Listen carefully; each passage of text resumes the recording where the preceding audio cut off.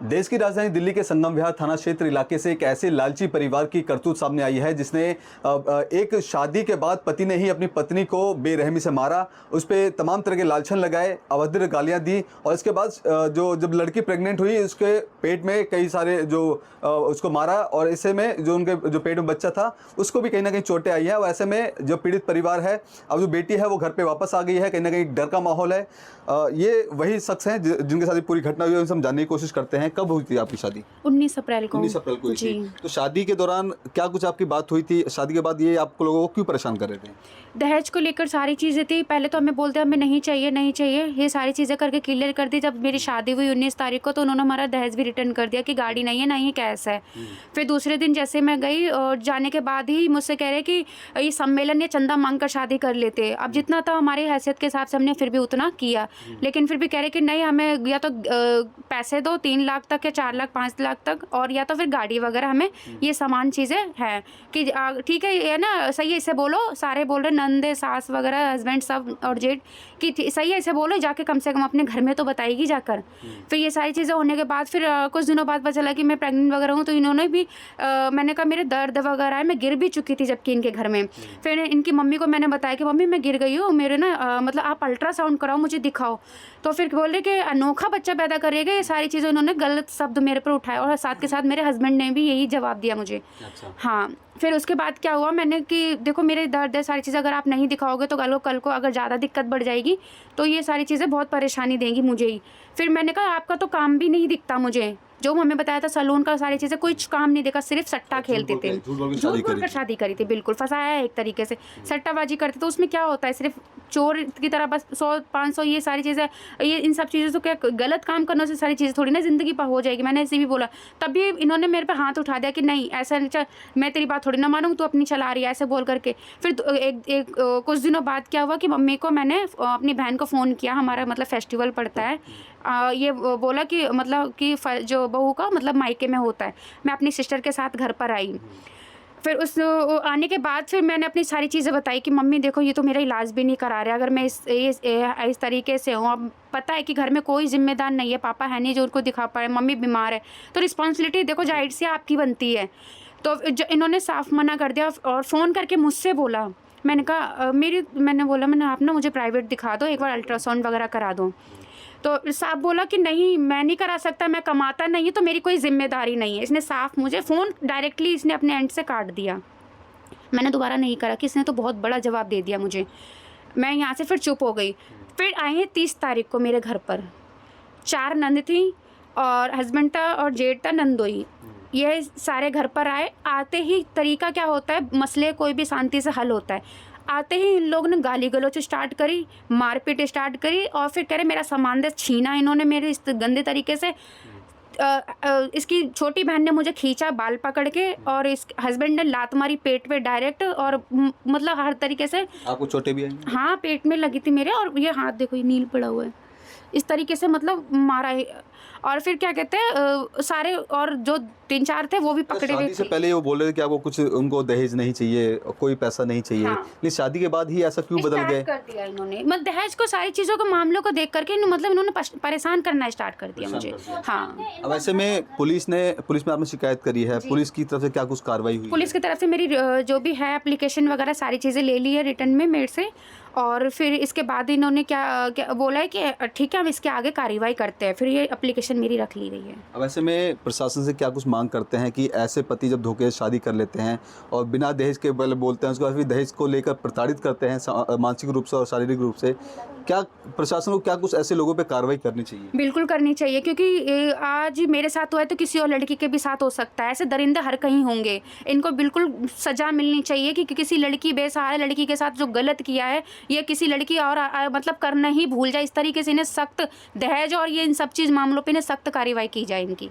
देखिए ये पीड़िता है, उनका साफ तौर पे कहना है कि जावेद नाम के युवक से इनकी बीते अप्रैल के दौरान इनकी शादी होती है। पहले वादा किया जाता है इनसे कोई दहेज नहीं लिया जाएगा और शादी होते के साथ ही इनको लगातार प्रताड़ित किया जाता है दहेज के लिए, इनसे साथ मारपीट की जाती है और इनसे उल्टा पैसे की डिमांड की जाती है। ऐसे में अब कहीं ना कहीं अब इनका साफ तौर पे प्रशासन की तरफ से ये कहना है कि ऐसे लोगों पे प्रशासन सख्त कार्रवाई करे ताकि इस तरह के लोग आने वाले समय में किसी और महिला को अपना शिकार न बना सके। उनकी माताजी भी हमारे साथ बातचीत करने के मौजूद हैं। माताजी, जब शादी करी थी क्या कुछ आप लोगों के बीच में बात हुई थी? हाँ, मैंने शादी की थी, हम गए थे लड़का को देखने, तो मुझे सब कुछ लड़का पसंद आ गया और फिर वहाँ पे भी बोला था मैंने कि आपकी कोई डिमांड है, तो इन्होंने बोला मेरी कोई डिमांड नहीं, हमें खाली बेटी और रोटी चाहिए बस।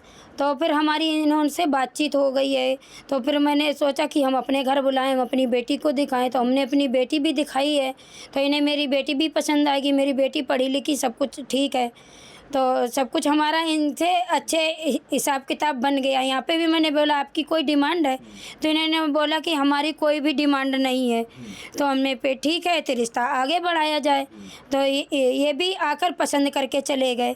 फिर हमारे बीचों में तय हुई, डेट रखी गई मंगनी की, तो मंगनी में मैंने बहुत कुछ दिया, जो भी मेरे से हो सका वो मैंने दिया। 1.25 लाख की हमने मंगनी भी करी है, जोड़े 25-30 और सामान 1 कुंटल तक हम फल लेके गए, मिठाइयाँ टाइयाँ हर चीज़ हम लेके गए, सोने की अंगूठी, चांदी की अंगूठी, ब्रेसलेट, ये सारा जो भी है वो हमारा सब वीडियो में रिकॉर्डिंग है, वो सब दिखा रहा है, वो मैंने किया। बस हमारा वहाँ पे भी अच्छे से हो गया। इसके बाद में शादी की दिन तारीख रखी गई। शादी के बाद और जब भी पूछा मैंने कि कोई आपकी डिमांड है, तो इन्होंने बोला मेरी कोई डिमांड नहीं है। तो ठीक है, सब कुछ इन्होंने जस्ट बारात वाले दिन, रात की बारात थी, दिन में सुबह 1 दिन पहले, हाँ पहले बारात थी और दिन में बोला गया मैंने जो दहेज का सामान लिया है वो रखा है कि दहेज हम पहले से भिजवा दें। तो फिर इनकी हमारी कॉल गई इनके पास कि दहेज भरवा लो, तो इन्होंने पहले तो हाँ कर दिया, ठीक है हम भरवा रहे हैं। फिर इन्होंने बोला कि पैसे और गाड़ी क्या क्या सामान है, हमने के दहेज है जो भी मेरे से हो सका वो मैंने दिया।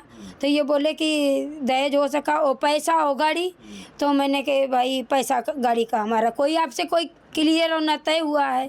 तो ये बोले कि तो हम दहेज नहीं हम भरवाएंगे। तो अब हम लोग चुपचाप शांत हो गए। फिर रात को बारात आई इनकी, अच्छे से सब कुछ करा, जो भी था मेरे से हो सका वो बारात में खाना पीना मैंने सबसे अच्छा करा। गेस्ट हाउस में मेरे हस्बैंड भी नहीं हैं, 3 मेरी बेटियां हैं और बेटा मेरा मैंडेटेड पागल है। तो ये चीज़ें सब मिला के हमने अपनी हैसियत से ज़्यादा ही कुछ कर दिया। कितना पछतावा होता है कि पहले जिस लड़के को आप समझ रहे थे ये बहुत अच्छा है, मेरी बेटी का बहुत ढंग से ख्याल रखेगा, ध्यान रखेगा, लेकिन वो अपनी जिम्मेदारी से भाग रहा, उल्टा आप लोगों से पैसे को डिमांड कर रहा है। कितना कैसे समझते हैं? अब बहुत गलत किया है मेरे साथ। फिर वहाँ से अब हम शादी आदि हो गई, रात ही में ही लोग वहाँ लड़ाइयाँ करने लगे।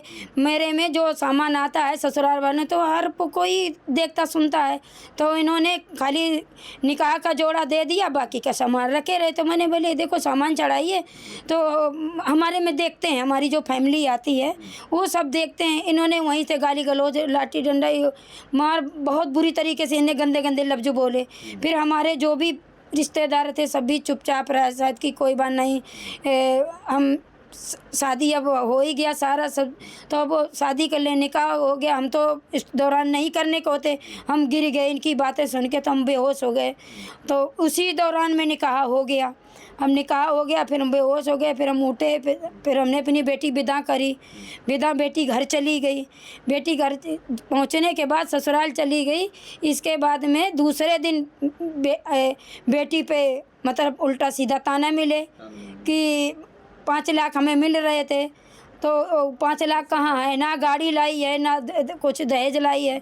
फिर भी हमने चुपचाप सुन लिया और सहन कर लिया, फिर भी कुछ नहीं बोला, हम चुपचाप रहे। इन्होंने तो हमें चौथी में भी नहीं बुलाया, इनके पास तो इतना भी नहीं हो सका जो हमें ये 10 आदमी खवा ले। हमारे तो 400-500 आदमी गेस्ट हाउस से खा के चले गए। तो ससुराल बेटी हमारी चली गई, वहाँ से शादी में यही ताना के 5 लाख मिल रहे थे और तू तो कुछ भी नहीं लाई है सामान। तो सामान तो देखो, जब इन्होंने मना कर दिया कि हम पैसे दो तब हम सामान लेंगे, तो हम लोग चुपचाप शांत हो गए। मेरे पास तो जो था सो हमने खाना पीने में लगा दिया, मेरे पास कुछ था ही नहीं। तो हम चुपचाप लोग शांत हो गए। ये घर पहुंच गई। इसके बाद 5 लाख पे मेरी बेटी से पूछा जा रहा क्यों नहीं ली है, ताने दिए जा रहे हैं। तो ये भी वहाँ चुप रही। फिर उसी बाद 2-4 दिन के बाद ये लड़का यहाँ पे घुमा के लेके गया।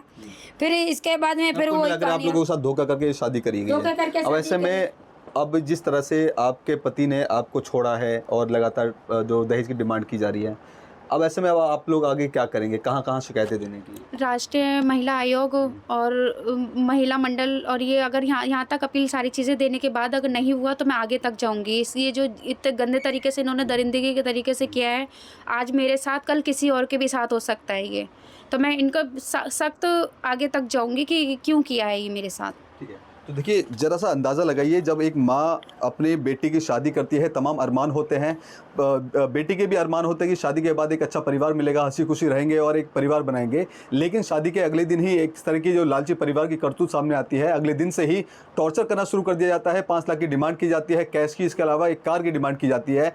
ऐसे में जब इन्होंने नहीं दिया तो इनके घर पे आके धमकाया, इनके साथ गाली गलौज की, इनके साथ मारपीट की। और ऐसे में ये आपको बता दें कि जो पीड़िता है वो प्रेग्नेंट भी है। फिलहाल इस पूरे मामले पर पुलिस कंप्लेंट दर्ज कर ली गई है। ऐसे में अब देखना होगा कि वाकई में आने वाले समय में ऐसे आरोपियों के खिलाफ, ऐसे लोगों के खिलाफ पुलिस क्या कुछ कार्रवाई करेगी। इनका साफ तौर पर यह भी कहना है कि अगर पुलिस इस मामले पर कोई कार्रवाई नहीं करती तो आने वाले समय में दिल्ली महिला आयोग से लेकर राष्ट्रीय महिला आयोग, और वहाँ पर भी अगर सुनवाई नहीं होती तो देश के प्रधानमंत्री से भी ये गुहार लगाते हैं कि ऐसे जो लोग हैं, ऐसी मानसिकता रखते हैं, उनके खिलाफ सख्त कार्रवाई की जो निर्देश है वो देने चाहिए। कैमरा पर्सन कमलेश कुमार के साथ मैं संदेश सक्सेना, पंजाब केसरी.com, दिल्ली।